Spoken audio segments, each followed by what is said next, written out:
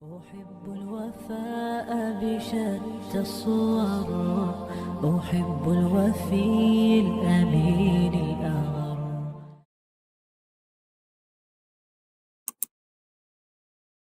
Bapak Ibu sekalian yang dirahmati Allah, Tuhan Fiddin Asadani Wasadakumullah, materi kita pakai tema Palestina milik siapa?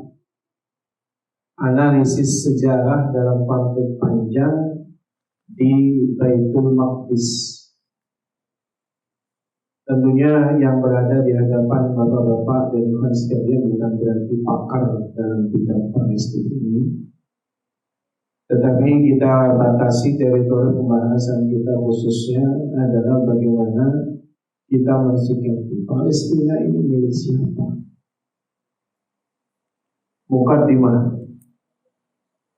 Palestina, atau kalau orang Arab menyebutnya Filistin, atau kita juga menyebutnya ini adalah wilayah Baitul Maqdis, biasa dijuluki dengan negeri warisan para nabi. Julukan ini tidak lain karena banyaknya para nabi dan rasul yang dilahirkan, yang tumbuh, berdakwah, bahkan dikuburkan di wilayah tersebut. Kalau di dalam riwayat Imam Tirmidzi, Rasulullah SAW pernah menyebutkan sebanyak 123.000 nabi dan rasul yang mereka diutus oleh Allah Subhanahu wa ta'ala ke Bani Israel yang tentunya ada di sekitaran Baitul Maqdis. Berapa tadi? 123.000 nabi dan banyak sekali. Ada sebagian yang dikisahkan di dalam Quran dan hadis, bahkan kita sering mendapatkannya 25 nama nabi dan rasul yang wajib bagi muslim. Kortingannya kebanyakan 123.000, di korting 25 aja yang hafal. Yang hafal itu pun ya Allah, kalau disuruh nyebutin 25-nya udah lupa. Jadi 123.000 nabi dan rasul itu, di antaranya yang kita kenal ada Nabi Ibrahim alaihissalam, ada Nabi Nuh keponakannya, ada Nabi Ishak, untuk ini adalah anaknya, ada Nabi Yakub, itu adalah cucunya Nabi Ibrahim, ada Nabi Yusuf, itu cicitnya, keluarga. Makanya Nabi dalam hadis Bukhari itu menyebutkan orang yang paling mulia nasabnya itu Nabi Yusuf. Karena Nabi Yusuf itu dianya seorang nabi, ayahnya nabi, kakeknya nabi, buyutnya nabi semua. Dan gak ada yang semisal dengan nasabnya Nabi Yusuf alaihissalam. Ada Nabi Musa, Nabi Daud, Nabi Sulaiman, Nabi Isa alaihissalam, dan tentunya kalau kategorinya bukan lahir ya, tapi ada kisah yang memang melibatkan beliau, yaitu Nabi Muhammad Sallallahu Alaihi Wasallam, terutama nanti di dalam pembahasan Isra dan Mi'raj. Jadi kalau kita jelaskan Palestina atau Filistin atau Baitul Maqdis, atau mungkin secara spesifik Al-Quds ya, itu sejatinya memang sebuah negeri warisan. Risalah yang mereka sampaikan seluruhnya sama, risalah tauhid, mengesahkan Allah, mengajak umat manusia untuk beribadah kepada Allah semata, serta meninggalkan seluruh bentuk kesyirikan kepadanya. Jadi kalau kita bicara maudu' da'watir rusul, judulnya risalah Nabi Sallallahu risalah para Rasul itu, ya sederhananya adalah tauhid, beribadah kepada Allah semata, meninggalkan seluruh bentuk kesyirikan kepadanya. Allah tegaskan di dalam Quran surah An-Nahl ayat 36. A'udzu billahi minasyaitonir rajim wa laqad ba'atsna fi kulli ummatin rasula an i'budullaha wajtanibut taghut. Dan sesungguhnya kami telah mengutus rasul pada setiap umat untuk menyerukan sembahlah Allah saja dan jauhilah tauhid. Kenapa ini disebutkan?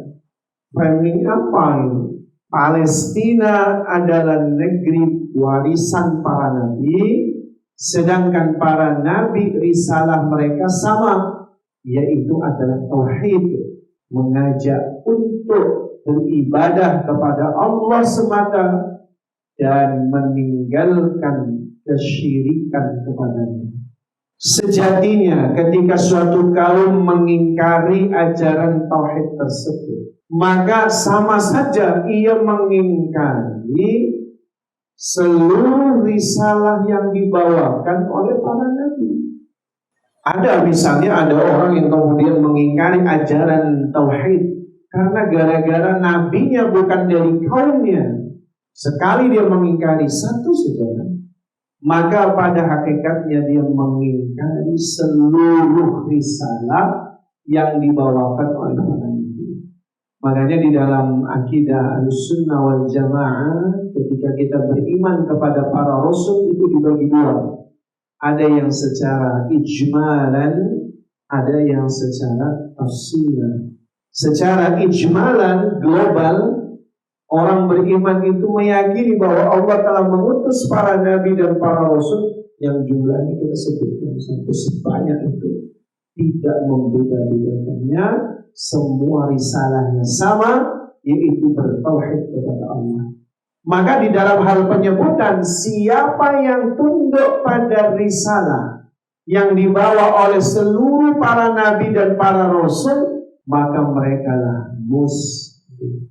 Jadi siapa saja yang mengikuti risalah para nabi dan para rasul, baik yang sebelum Nabi Muhammad SAW diutus, kalau mereka tunduk pada risalah yang dibawa oleh Rasul, mereka adalah muslim, orang yang berserah diri. Sebutannya muslim, walaupun ras dan bangsa mereka yang berbeda-beda, tapi mereka disatukan dalam satu ikatan yang sama, ikatan iman kepada Allah. Maka oleh karenanya seluruh para nabi dan rasul, dari Nabi Adam alaihissalam sampai Nabi Muhammad SAW, oleh Allah subhanahu wa ta'ala, semuanya disebut muslim. Pengikutnya pun semuanya disebut orang Islam. Muslim itu ya artinya orang. Dalilnya Quran surah Ali Imran di ayat yang ke-67, Allah tabaraka wa ta'ala berfirman, A'udzu billahi minasyaitonir rajim, ma kana Ibrahimu Yahudiyan wala Nasraniyyan. Ibrahim bukanlah seorang Yahudi, bukan pula seorang Nasrani. Karena ada klaim dari masing-masing pengikut Yahudi dan Nasrani, karena mereka paham bahwa kakek moyang mereka Nabi Ibrahim. Orang Yahudi mengatakan Ibrahim itu agamanya Yahudi. Orang Nasrani juga mengatakan Nabi Ibrahim itu Nasrani. Padahal rentang waktu yang sangat panjang, ribuan tahun namanya. Tapi mereka memaksakan logika yang keliru, memaksakan lakop yang salah, bahwasanya Ibrahim adalah Yahudi. Padahal Yahudi itu muncul belakangan. Apalagi Nasrani jauh rentang waktunya 2000-an tahun lebih. Makanya di dalam Al-Quran ini Allah bantah klaim masing-masing pihak Yahudi ataupun Nasrani yang mengatakan Ibrahim itu Yahudi, Ibrahim itu Nasrani, walakin kana hanifan muslimah. Akan tetapi Ibrahim adalah seorang yang hanifah, seorang yang lurus. Hanif, istilah hanif itu atau jamaknya hunafa, lurus pada ajaran tauhid. Musliman, lihat kalimatnya jelas, hanifan musliman. Dia adalah orang yang hanif muslimah dan berserah diri muslimah. Hanifan lurus, musliman berserah diri atau muslim. Jadi Allah tegaskan bukan Yahudi, bukan Nasrani, tapi muslim. Wa makana minal musyrikin, dan bukanlah dia termasuk golongan orang-orang yang musyrik. Dan kita tengok di dalam Quran surah Al-Baqarah di ayat yang ke-127 dan 128. Allah subhanahu wa ta'ala berfirman, A'udzu billahi minasyaitonir rajim, wa id yarfa'u Ibrahimul qawa'ida minal baiti wa Ismail Rabbana taqabbal minna innaka antas sami'ul alim.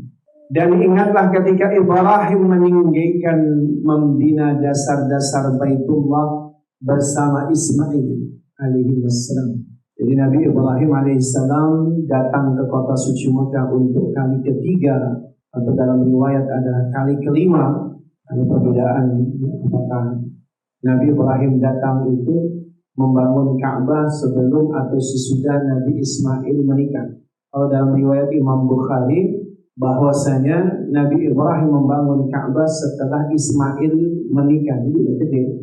Jadi Nabi Ibrahim alaihissalam kemudian datang dan mengatakan kepada Ismail, kita akan membangun Ka'bah. Keduanya membangun Ka'bah bareng.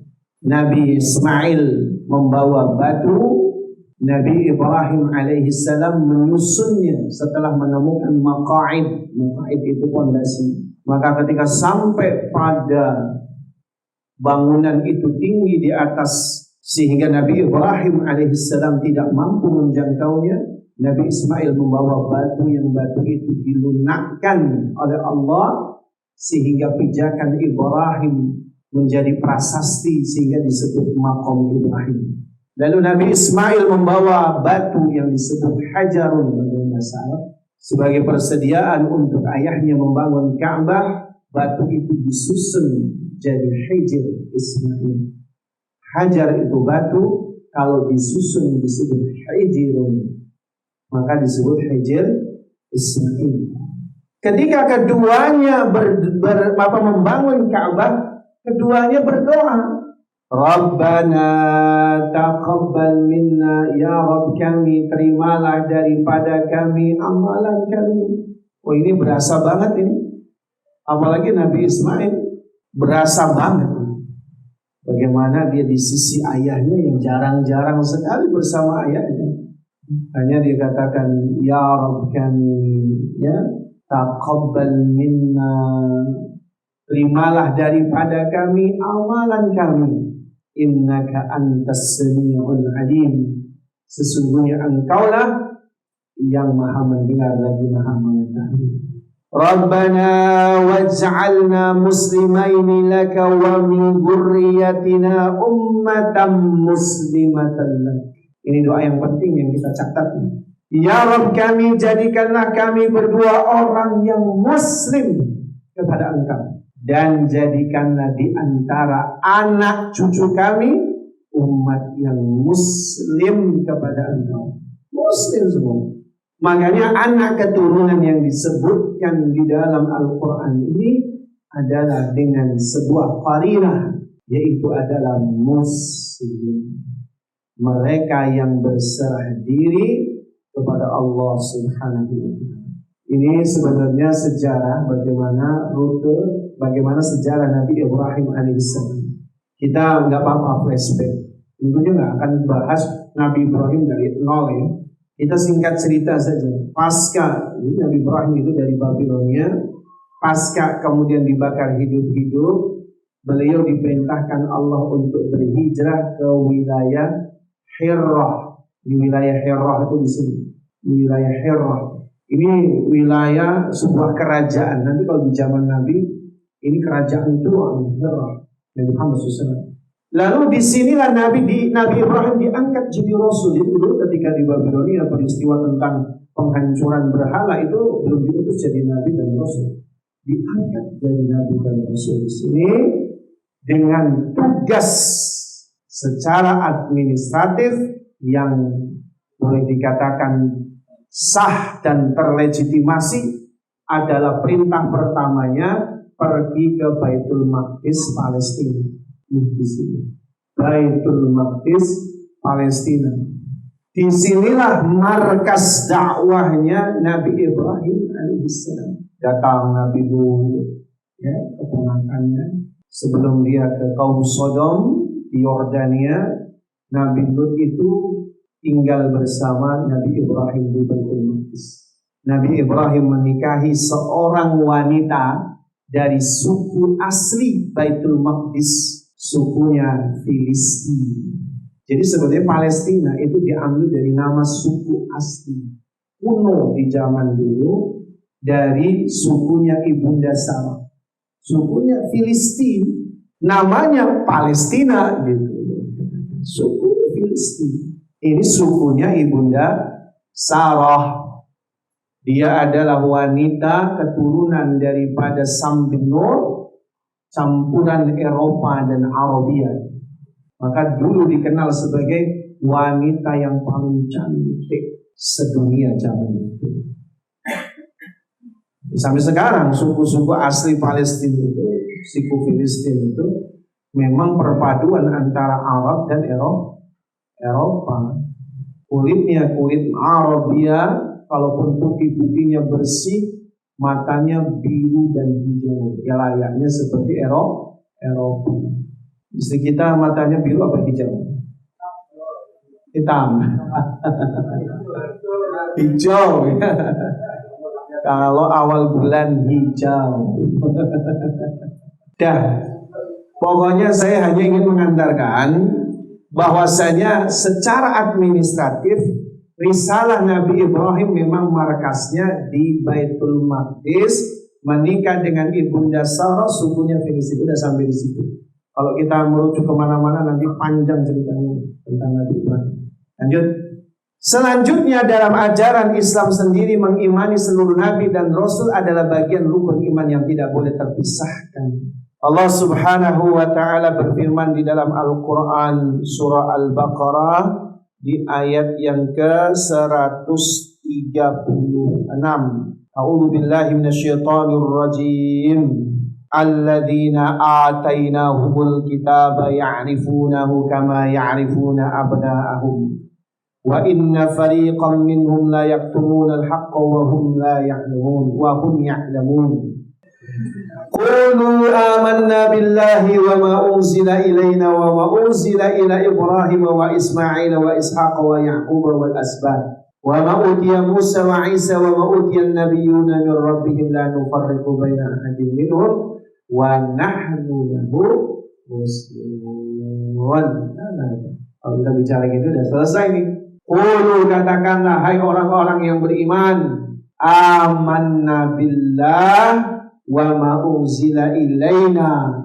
Kami beriman kepada Allah dan apa yang diturunkan kepada kami, apa yang diturunkan kepada Ibrahim, Ismail, Ishaq, Yaqub dan anak cucunya, dan apa yang diberikan kepada Musa dan Isa, serta apa yang diberikan kepada nabi-nabi dari Tuhannya. Kami tidak membedakan seorang pun di antara mereka. Kami hanya tunduk patuh kepadanya alias Muslim. Ayat ini tegas sebenarnya. Keimanan kita harus punya estafeta, sanad yang jelas, sanad yang sampai kepada para nabi dan para rasul. La nufarriqu bainahum. Tidak ada membeda-bedakan di antara mereka. Jadi apa?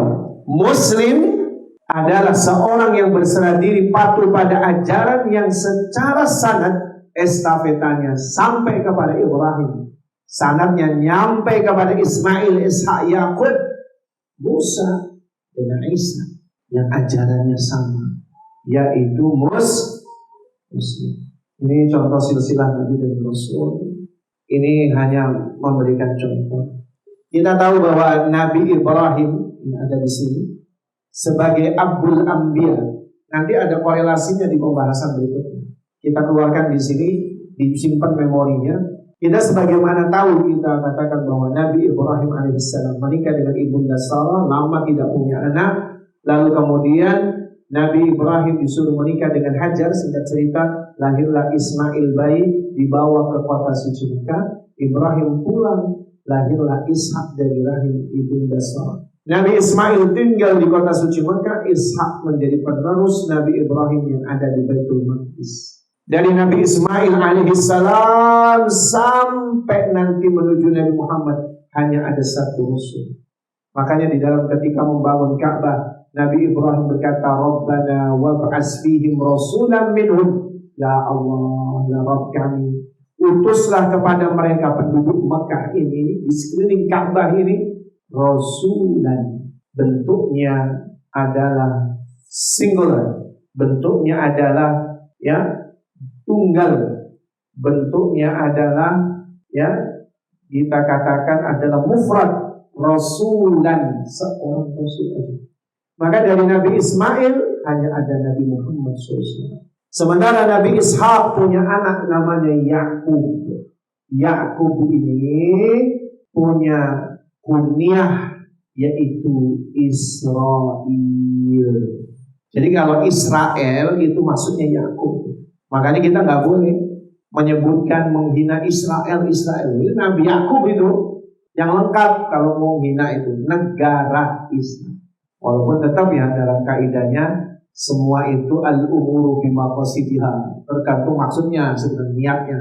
Cuma kalau mau lengkap jangan Israelnya aja. Itu tuh Israel itu Yakub. Yakub itu adalah nama lainnya Israel.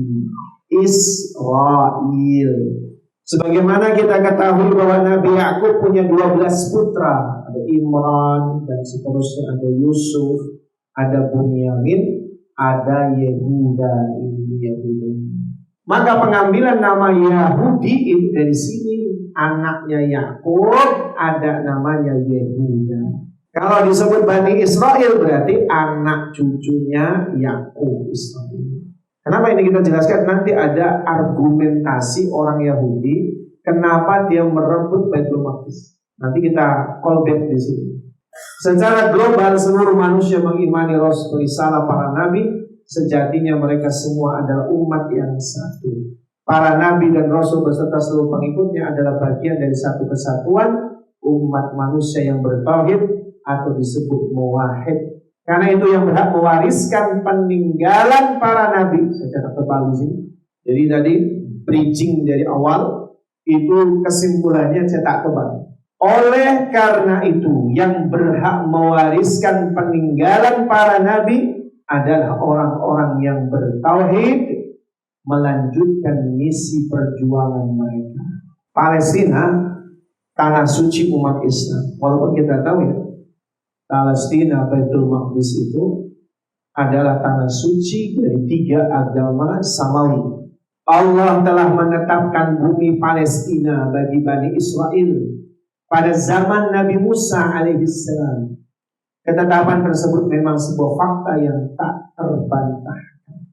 Bahkan dalam Al-Quran sendiri Allah mengisahkan Nabi Musa ketika berkata kepada kaumnya, hai kaumku, masuklah ke tanah suci Palestina yang telah ditentukan Allah bagimu, dan janganlah kamu lari ke belakang karena takut kepada musuh, maka kamu menjadi orang-orang yang merugi. Ini kisahnya gak gampang ini.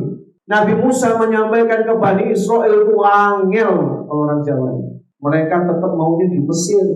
Jadi ketika mereka dibawa ke pinggiran Laut Merah untuk menuju Palestina nyebrang, banyak cincong mereka ini, banyak ngomong. Begitulah karakter mereka, kasratus su'al, banyak ngomong, banyak nanya, ya, ala anbiyaihim, kepada para nabi mereka. Nah kalimatnya, hai kaumku, masuklah ke tanah suci yang telah ditentukan Allah bagimu. Namun perlu dipahami bahwa ketetapan tersebut tidak lepas dari ikatan tauhid yang ada dalam diri mereka. Karena ketika mereka berada di sisi Musa, mereka beriman kepada Allah. Tanah suci Palestina berhak menjadi wilayah mereka. Kenapa?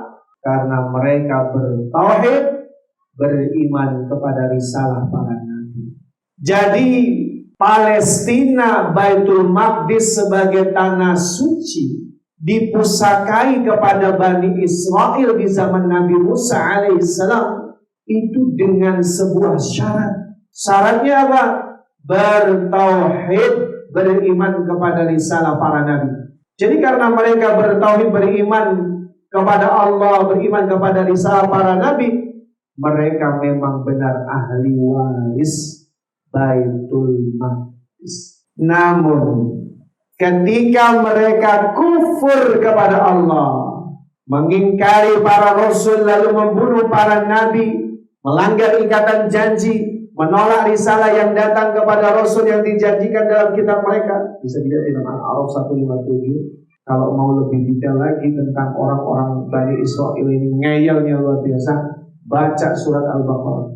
Surat Al-Baqarah ini surat yang kedua, sengaja diletakkan di tempat yang paling terdepan, memberitahu kepada orang Quraisy, orang Yahudi itu, ya, tingkah polahnya ada dilihat di dalam Quran surah Al-Baqarah.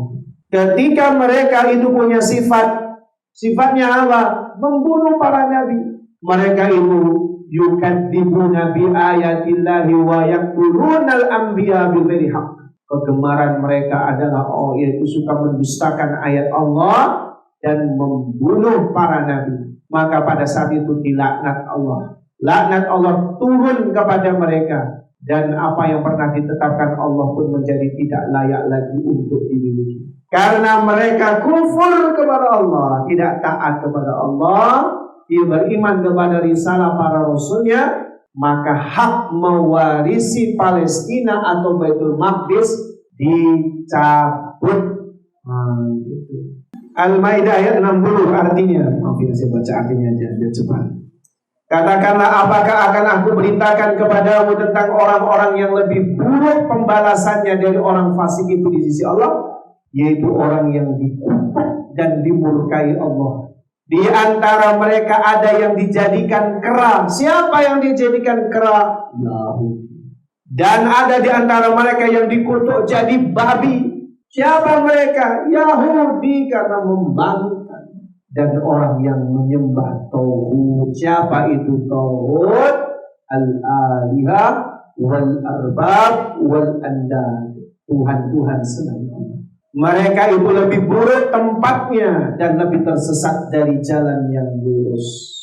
Makanya dalam kisah kemudian mereka diusir dari Baitul Maqdis gara-gara dosa-dosa mereka, termasuk menskenario untuk membunuh Nabi Isa alaihissalam. Dosa mereka yang terakhir itu yang paling parah itu, dengan berita bohong mereka. Orang Yahudi itu Pak pinter bikin berita bohong, hoax.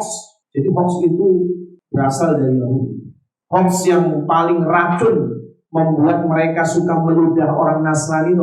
Orang Yahudi itu kalau ketemu orang Kristen itu diludahi orang Kristen. Cicik mereka. Kenapa? Penghinaan kepada orang yang Kristen. Kenapa mereka sebegitu menghina orang Kristen, orang Nasrani? Karena mereka merasa orang Kristen ini dikibulin oleh leluhur mereka. Kok ia mau gitu? Cerita tentang apa? Tuhan bingung. Jadi orang Yahudi bikin cerita literasi Tuhan bingung. Dalam cerita itu digemborkan kepada mereka, disebarkan ke Bani Israel, bahwa suatu ketika Allah memanggil Jibril. Ini kisah yang ditulis oleh mereka, ditelan bulat-bulat sama orang Nasrani, orang Kristen. Makanya orang Yahudi itu menghina betul orang Kristen itu. Orang bego bahasa mereka. Orang cerita bohong kok diyakini. Apa cerita bohong? Jadi Allah memanggil Jibril Allah berfirman kepada Jibril, wahai Jibril, saya bingung. Kok bingung? Allah kok bingung, coba ceritanya itu. Saya bingung. Kenapa bingung, kata malaikat Jibril, ya Rabbana, saya bingung, saya mencintai seorang hamba. Saya ingin menitipkan sebagian rohku kepadanya, tapi mana mungkin Tuhan kok menikahi seorang hamba. Makanya tadi tuh Jibril kemudian ngasih ide, gimana ya Rabbana, kalau engkau titipkan sebagian roh melalui jasad atau melalui tangannya dan seterusnya sampai kemudian hamil, dan itu dijadikan sebagai itu bagian daripada dirimu. Anak itu yang lahir adalah dirimu, dirimu adalah kita. Itulah yang disebut akidah Trinitas. Loh, itu hoaxnya orang Yahudi yang ditelan bulat-bulat, ketawa Yahudi. Makanya tadi menghina betul sama orang Kristen. Kerjaannya itu. Tujuannya apa? Karena mereka takut dengan Nabi Isa. Karena Nabi Isa diutus itu misinya 3. Selain memang mengajarkan kitab Injil, yang kedua musaddiqan bima Taurat, yaitu membenarkan isi Taurat. Artinya memperbaiki Taurat yang sudah dipalsukan orang Yahudi. Itu yang paling ditakuti oleh orang Yahudi. Bahwa tugasnya Nabi Isa ini membawa kitab Taurat asli, yang nanti ketahuan ulah mereka suka menutupi ayat-ayat dalam Taurat dan bikin-bikin ayat. Sehingga dibuat cerita itu, sehingga nanti memicu kepada orang-orang Romawi untuk membunuh Nabi Isa, Itu ceritanya. Dosanya orang-orang Yahudi. Akhirnya ketika orang Romawi sadar, giliran mereka kemudian diburu orang Romawi sampai diusir dari Baitul Maqdis. Di situ kisahnya mereka terusir dari Baitul Maqdis, ulah tangannya dia sendiri dari kejaran Romawi. Nanti akan kita bahas di Sirah Nabawiyah. Nanti kita akan mengisahkan bagaimana ketika hijrah Nabi sampai di Madinah, ternyata itu ada cerita yang luar biasa berkaitan dengan Yahudi. Karena itu ketetapan wilayah Palestina pun berpindah alih kepada umat yang meneruskan risalah tauhid yang dibawakan para nabi. Dan umat Islam adalah umat terakhir yang meneruskan misi tersebut, sehingga mereka berhak mewariskan bumi yang diberkahi tersebut. Siapa yang membebaskan Palestina dari cengkraman Romawi? Umat Islam. Kan Romawi yang mengusir Yahudi dari Baitul Maqdis, sehingga Baitul Maqdis dikuasai Romawi. Siapa yang membebaskan Baitul Maqdis dari Romawi? Umat Islam. Jadi kalau bicara hak-hakan ya, orang Yahudi sudah nggak berhak, ulah dosa dia, sehingga dia dijatuhi hukum Allah keluar dari Baitul Maqdis, sehingga dia terlunta-lunta sampai memproklamirkan negara Israel itu sudah ribuan tahun mereka seperti anak hilang, nggak punya wilayah. Jadi mereka tuh diusir dari mulai itu ribuan tahun, baru punya negara namanya negara Israel. Tahun berapa? 48 deklarasinya ya. Secara legitimasinya 50 untuk menguasai Palestina, karena dibantu oleh Yahudi, Inggris, Eropa, Prancis, dan seterusnya. Lanjut. Sebab persoalan kepemilikan hak tidak tergantung kepada bangsa, keturunan, atau kaum, tapi murni kepada siapa yang mengikuti manhaj para nabi. Ringkasnya, bumi Palestina adalah warisan ideologis, bukan warisan genetik. Kenapa? Ini kesimpulan, Pak. Tapi walaupun nanti kalau kita bongkar warisan genetik, kata siapa? Orang-orang yang hari ini bukan pewaris daripada Palestina, mereka itu sebagian besar juga keturunan Nabi Ibrahim alaihissalam, masih juga dari Yakub, tapi kan bukan dari Yehuda. Ya, umat Islam yang mereka keturunan daripada Nabi Yakub juga. Tapi ya oke, kalau memang mereka merasa genetik itu utama, ya mereka punya warisan genetik, sebenarnya sekali lagi mereka sudah berkata diri mereka bahwa orang-orang mereka yang secara genetik punya darah Yahudi, tapi kalau sudah masuk Islam sudah bukan Yahudi, dicoret. Nah itu mereka nggak konsisten. Makanya bumi Palestina warisan ideologis, bukan warisan genetik. Lalu kemudian di dalam Islam wilayah ini menjadi salah satu tempat yang dimuliakan. Kemuliaan ini ditandai dengan disebutnya berulang kali dalam Quran maupun hadis Nabi SAW. Dan di antara tanda yang cukup nyata, Allah menjadikan Al-Aqsa sebagai kiblat pertama di dalam Islam. Tercatat 17 bulan lamanya kaum muslimin sholat menghadap khusus ke Masjid Al-Aqsa. Kiblat pertama dalam Islam itu ditujukan ke Masjid Al-Aqsa. Masjid Al-Aqsa. Umat Islam yang membebaskan Palestina dari kesirikan Romawi. Tadi kita sudah sebutkan ini. Setelah umat Islam memperoleh kemenangan di perang Yarmouk, Abu Ubaidah ibn Jarrah yang saat itu sudah berganti jadi jenderal tertinggi, karena di era Umar bin Khattab, Khalid bin Walid turun jabatan. Kalau di zaman Abu Bakar, Khalid bin Walid panglima tertinggi. Kalau di zaman Umar, Abu Ubaidah panglima tertinggi, memerintahkan Khalid bin Walid untuk keluar menuju Homs, sedangkan Abu Ubaidah menggerakkan pasukan mujahidin ke Damaskus yang ada di Syria. Abu Ubaidah membagi Syam menjadi beberapa wilayah, ada Damaskus dan sekitarnya, komandannya adalah Yazid bin Abi Sufyan. Yordania dan sekitarnya di bawah komando Surahbil bin Hasnah, sedangkan Abu Ubaidah di Homs dan sekitarnya. Dengan izin Allah seluruh komandan berhasil membersihkan daerah dari tentara Romawi dan pengikut mereka. Maka tidak tersisa di depannya selain pembebasan Al-Quds Palestina. Maka Abu Ubaidah mengepung Baitul Maqdis selama 6 bulan. Perjuangan mereka tak sia-sia. Saat itu udara dingin musim semi April tahun 637 Masehi menjadi saksi bahwa umat Islam akhirnya dapat bersujud tenang di Al-Aqsa. Penjaga kunci kota Al-Quds, pendeta Sophronius, bacanya Sofro, bukan Sapro ya, Sophronius, mensyaratkan tidak akan menyerahkan kunci kecuali kepada seseorang yang memenuhi syarat. Para ahli sejarah berbeda pendapat tentang sifat tersebut. Ada yang menyebutkan mereka mensyaratkan 3 huruf dalam nama orang tersebut, dan alapul hal kaum muslimin mendapatkan sifat tersebut pada Amirul Mukminin Umar bin Khattab. Maka yang membuka Palestina, membebaskan dari kesyirikan orang Romawi, umat Islam yang diwakilkan oleh Umar bin Khattab, Amirul Mukminin. Gimana? Jadi kalau kita bicara jasa, Baitul Maqdis itu dikotori orang-orang Yahudi. Yang membersihkannya umat Islam dari kesyirikan. Bahkan Masjid Al-Aqsa menjadi tempat singgah Rasulullah dalam peristiwa Isra dan Mi'raj. Dalam Al-Quran disebutkan, Subhanalladzi asra bi'abdihi laylan minal masjidil haram ilal masjidil aqsa alladzi barakna hawla. Kira ini ayat yang sering kita dengar. Ini Nabi SAW melaksanakan Isra, perjalanan dari Masjidil Haram ke Masjidil Aqsa. Ini kompleks Masjid Al-Aqsa. Jadi Masjid Al-Aqsa itu kompleks, bukan masjid cuma utuh satu. Yang disebut Al-Aqsa itu kompleks. Itu yang kita kotakin garis merah. Itu kompleks Al-Aqsa di Baitul Maqdis.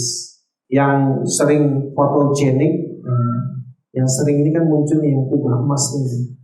Ini Kubbatus Sokhro. Kubah itu ya ini kubah Sokhro karena di dalamnya ada batu. Sementara yang warna biru ini adalah Masjid Kibli, di mana di antara dua hal ini yang digunakan untuk sholat itu Masjid Kibli, bukan di sini. Kalau sholat di sini di Masjid Kibli.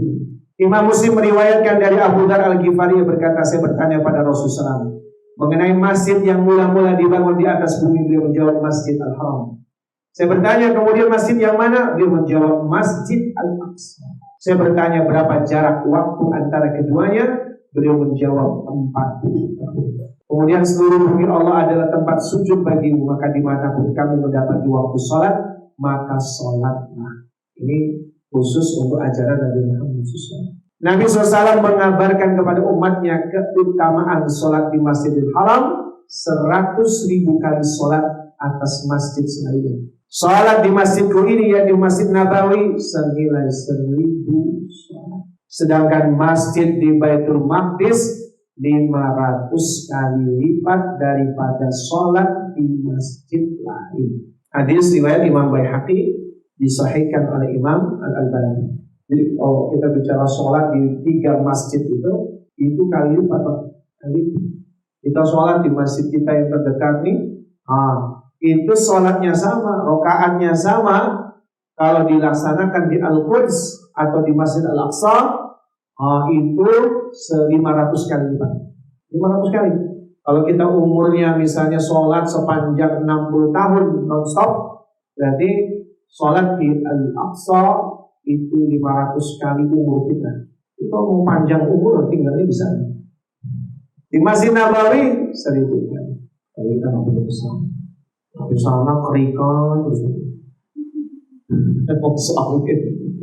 Untuk bisa ini bisa dengan cara yang lain. Dalam hadis riwayat Imam Tabrani, siapa yang membantu saudaranya untuk memenuhi hajat kebutuhannya, itu lebih dicintai Allah, lebih besar pahalanya dari i'tikaf di Masjid Nabawi selama sebulan. Kalau kita membantu saudara kita di Palestina, ya bisa dengan cara ini.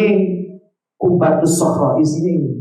As-Sakhra artinya batu. Kiblat sebelum Ka'bah, ini As-Sakhra. Isinya ini bangunan ini cuma ini batu, Pak. Cuma batu. Kiblat sebelum Ka'bah. Nah, ini kalau dibelah isinya kayak gini. Di slice ya. Batu inilah Nabi melakukan Mi'raj. Ini dari batu ini, Pak. Mi'raj itu dari kata tangga. Mi'raj itu tangga. Makanya kalau Isra dari Masjidil Haram ke Al-Aqsa itu pakai buraq. Tapi kalau Mi'raj nggak pakai buraq lagi. Mi'raj itu pakai tangga, naik ke langit. Naik lift ya, iya kayaknya. Ini Masjid Al-Qibli. Kebanyakan orang masjid kalau secara berjamaah di dalam masjid ini yang dilakukan sholat. Sekarang siapa pendiri Al-Aqsa? Kita kupas nih.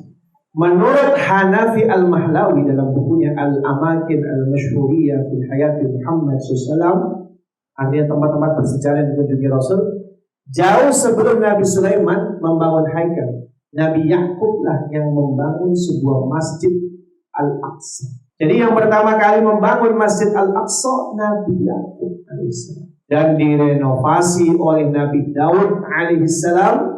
Lantas bangunan itu disempurnakan oleh Nabi Sulaiman. Ini yang disebut haikal itu kuil, haikal itu kuil. Solomon Temple kalau orang Inggris bilang. Itu kan klaimnya Yahudi. Kenapa mereka menduduki Al-Aqsa?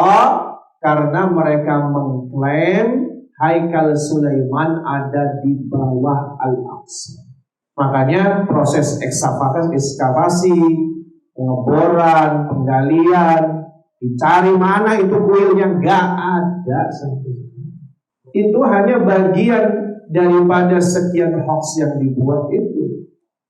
Dan itu bagian jadi alasan saja untuk justifikasi membantai kaum muslimin. Itu sebenarnya tujuannya.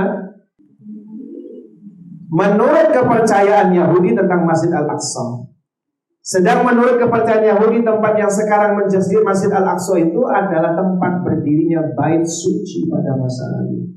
Yaqul Sulaiman tadi.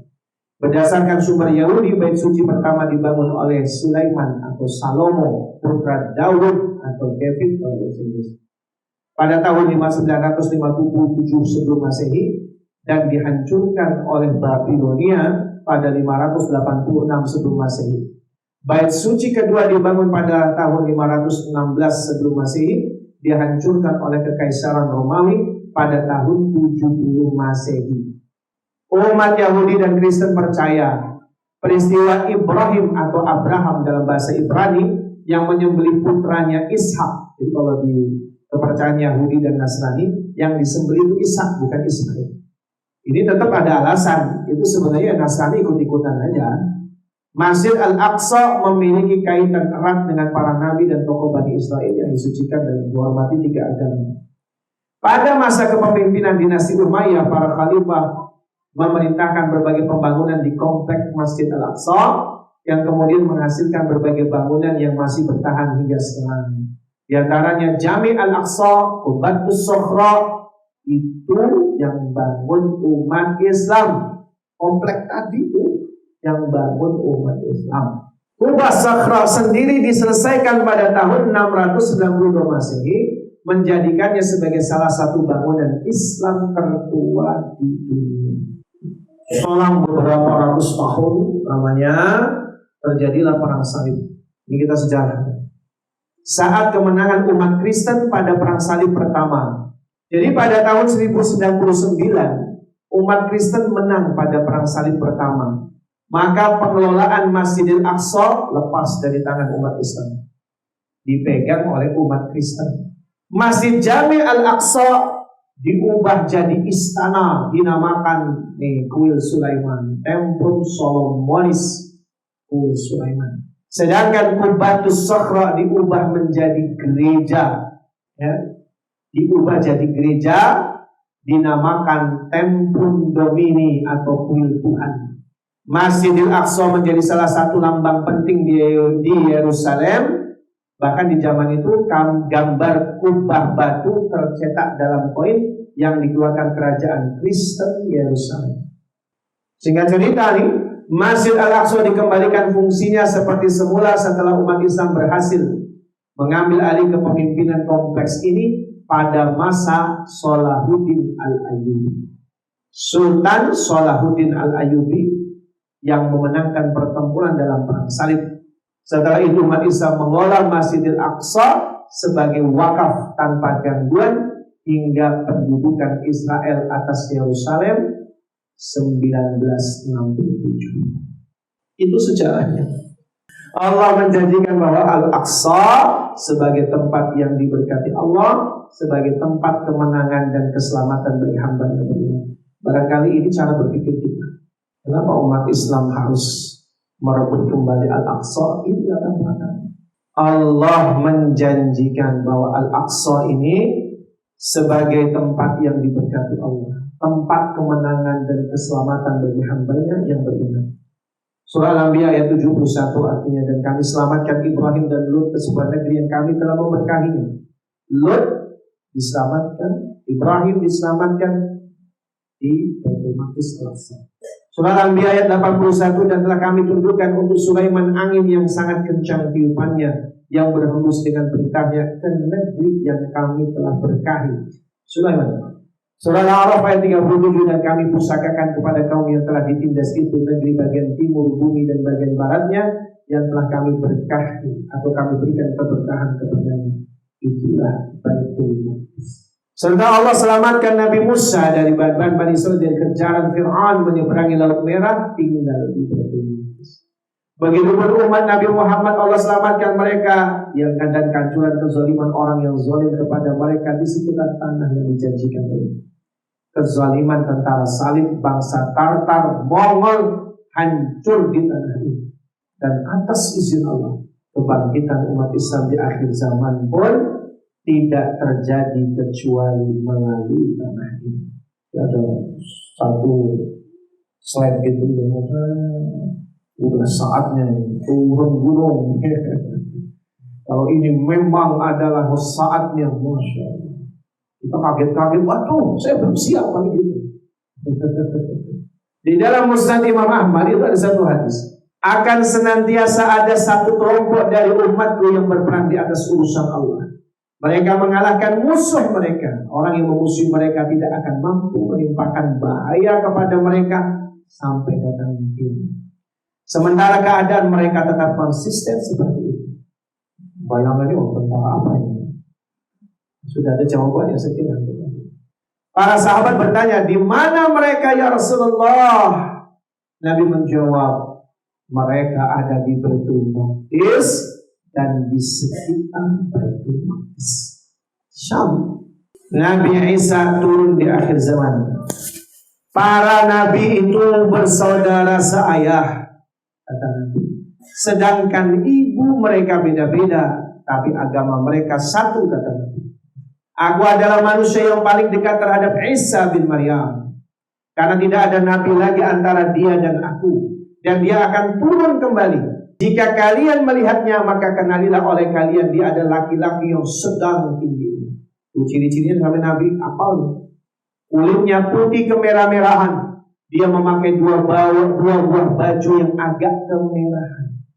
seakan di kepalanya meneteskan air walaupun tidak basah, lurus rambutnya. Dia akan mematahkan salib, membunuh babi, menghapus jizyah, serta menyuruh manusia kepada Islam.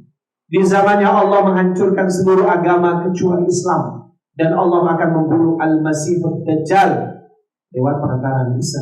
Kemudian terciptalah keamanan di muka bumi hingga singa dan unta mencari makan di tempat yang sama. Demikian pula harimau dan sapi, serigala dan kambing, serta anak-anak kecil bermain dengan ular tanpa membahayakan mereka.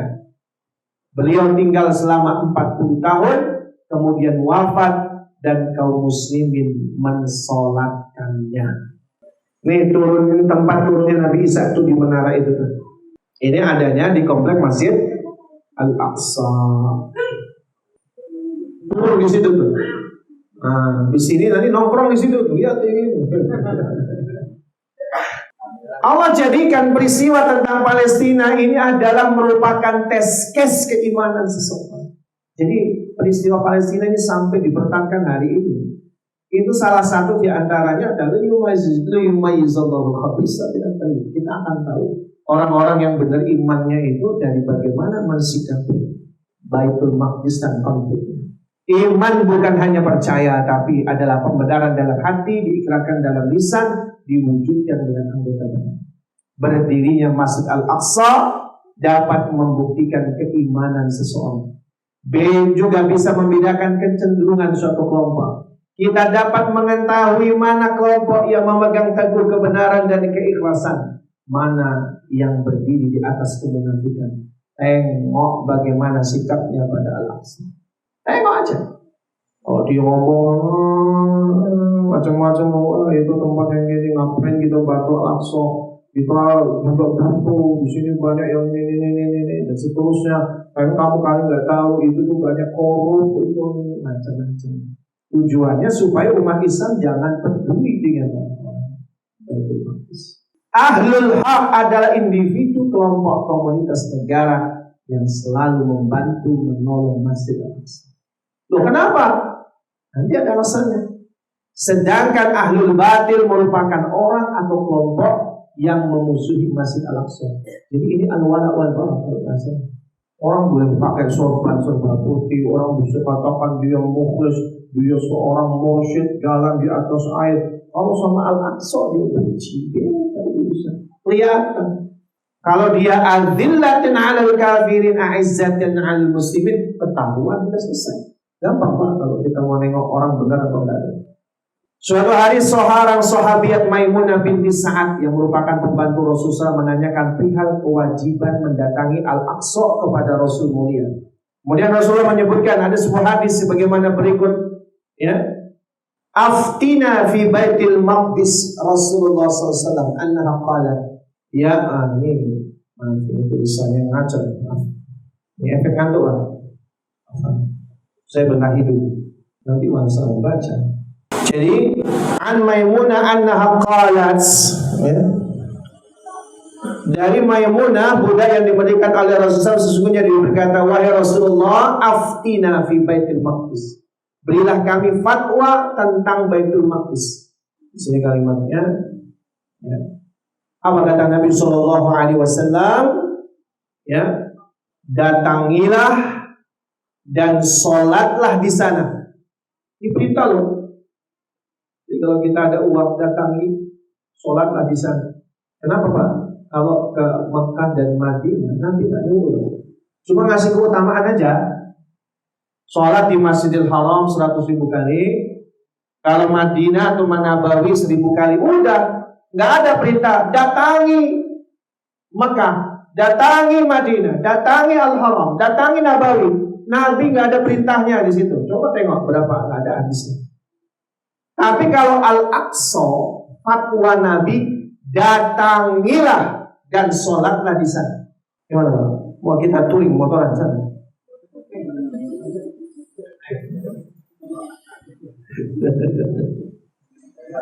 Boleh. Kita pakai bendera Pak. Kalau kekurangan dana tinggal nyari kan. Bila engkau tidak bisa datang ke sana untuk menjalankan sholat di dalamnya, kirimkan minyak untuk menerangi lampu-lampunya. Nabi sampai khusus perintahin kalau Al-Aqsa itu, Pak. Kenapa? Nabi tahu pikiran manusia itu. Kalau ke Mekah Madinah itu prestisius, haji umrah, ke sana jadi bang haji. Habis itu, balihonya di mana-mana, coblos saya. Mana itu? Tapi kalau ke Al-Aqsa, makanya Nabi perintahin datangi sholat. Kalau nggak bisa sholat di sana, kasih minyak, maksudnya sedekah. Karena nggak ada yang membiayai Al-Aqsa itu, Pak. Nggak ada. Jadi nggak ada biaya untuk sekedar operasional aja, nggak ada. Itu kalau situasi normal ini. Apalagi kalau situasi seperti kita sekarang. Perampasan Palestina oleh Yahudi dan klaim Yahudi dengan bumi yang dijanjikan. Kembali kita masuk sini. Bukanlah sesuatu yang asing di telinga kita bahwa salah satu motivasi kuat bangsa Yahudi menduduki Palestina ideologi agama. Menurut anggapan mereka, Palestina adalah bumi yang dijanjikan untuk Nabi Ibrahim dan anak keturunannya selamanya. Dasarnya adalah ayat Taurat yang telah mereka rubah. Ini kita nukilkan ayat di dalam Taurat yang diubah. Berfirmanlah Tuhan kepada Abraham, Ibrahim, pandanglah sekelilingmu dan lihatlah dia di tempat engkau berdiri, ke utara dan selatan, timur dan barat, karena segala tanah yang kau lihat itu akan kuberikan kepadamu dan kepada anak cucumu sampai selama-lamanya.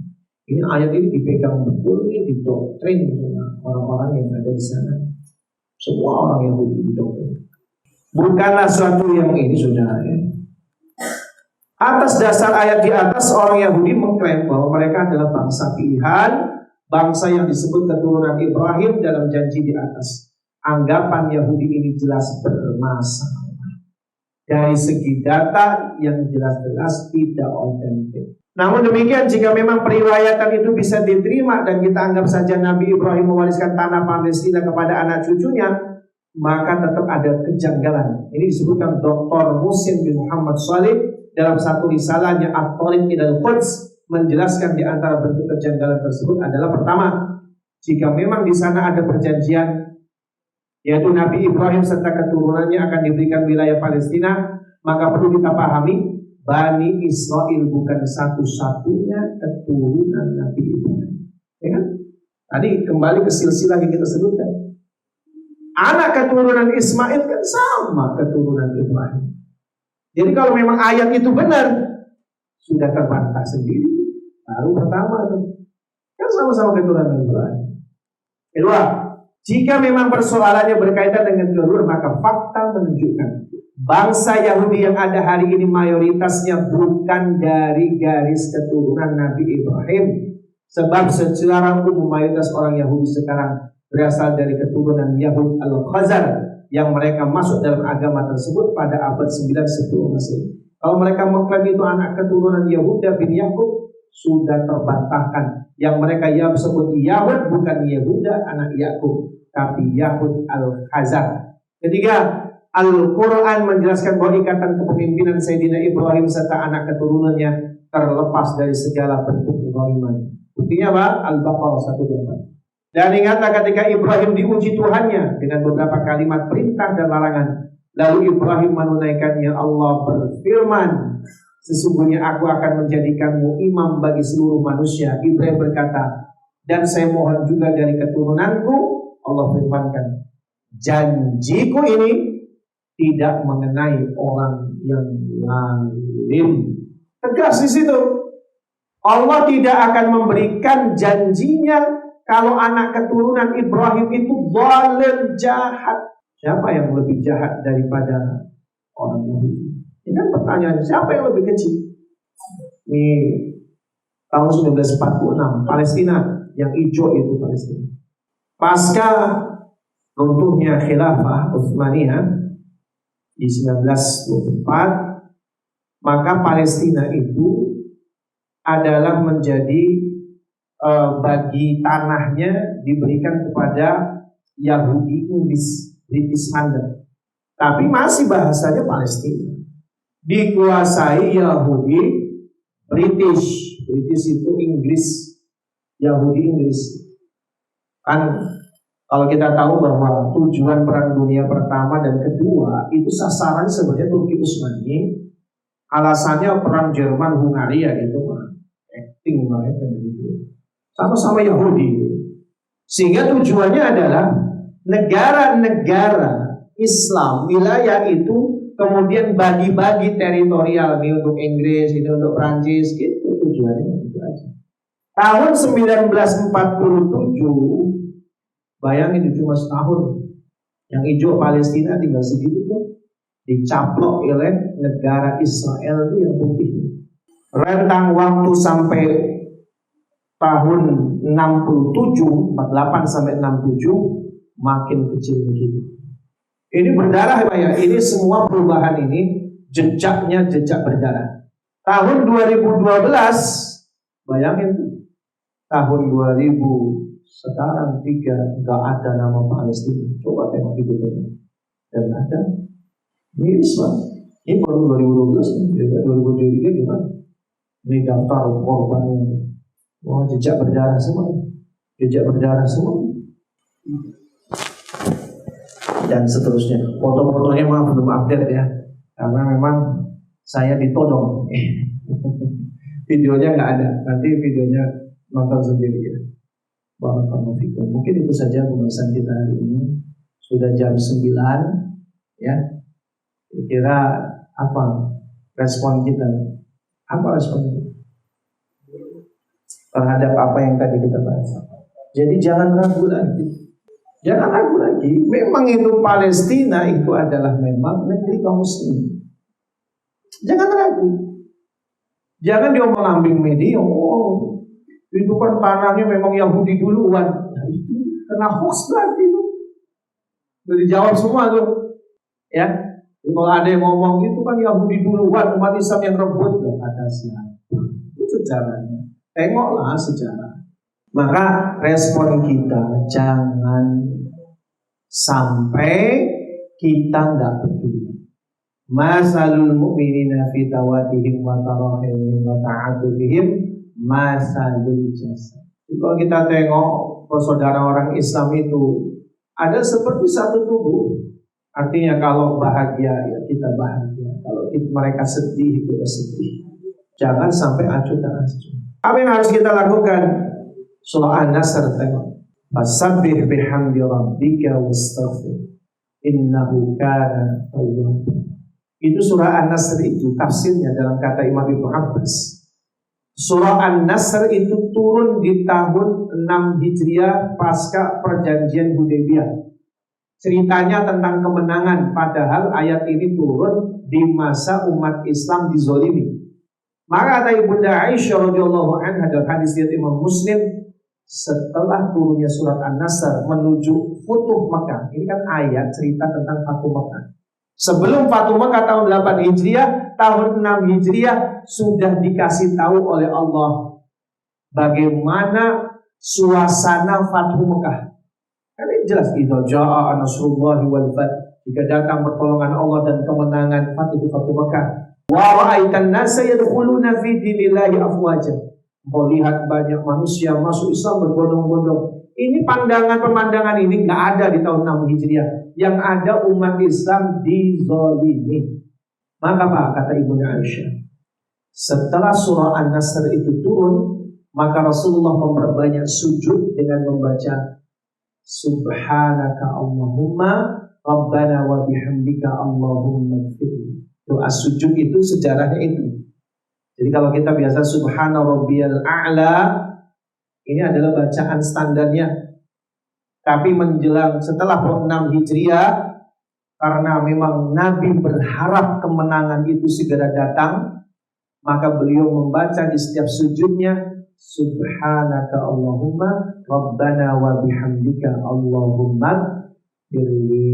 Itu doa sujudnya Muhammadiyah. Sebenarnya itu kronologisnya tuh. Asbabul wurudnya Nabi doa sujudnya beda setelah 6 Hijriah itu. Dan terbukti Allah berikan kemenangan Fatuh Makkah 2 tahun setelahnya. Makna subhanallah kita harus tahu. tentu adalah mengagungkan, memuji Allah. Tapi yang kedua, kata tasbih itu adalah setelah kita memuji Allah, kemahasempurnaan Allah, kita tengok pada diri kita banyaknya dosa-dosa keburukan. Maka banyak istighfar, banyak tobat. Makna mukmin satu tubuh itu, Pak, bukan hanya persoalan kita berbagi uang, enggak, bukan itu.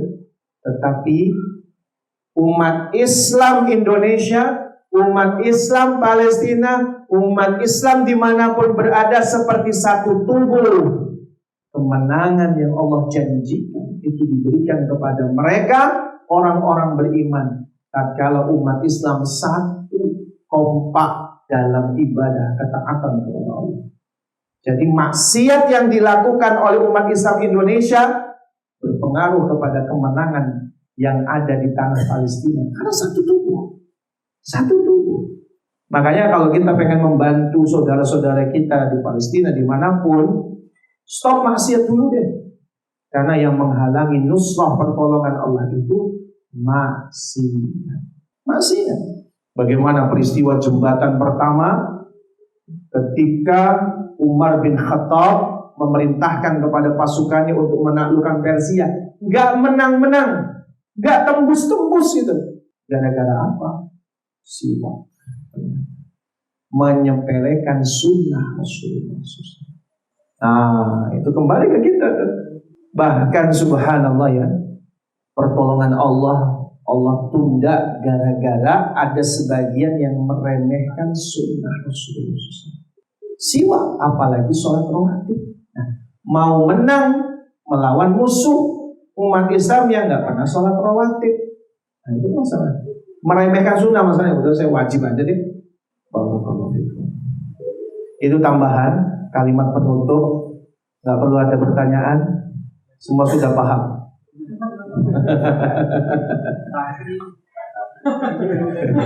Tapi saya sudah 5 watt, suaranya sudah mau habis. Kalau nanya nanti sama ustaz-ustaz yang lain. Billahi taufik wal hidayah, wallahu a'lam bishawab. Kami cukupkan sampai di sini. Kami minta maaf kalau ada perkataan yang kurang berkenan. Semua kebaikan dari Allah, kebaikan dari Allah. Assalamualaikum warahmatullahi wabarakatuh.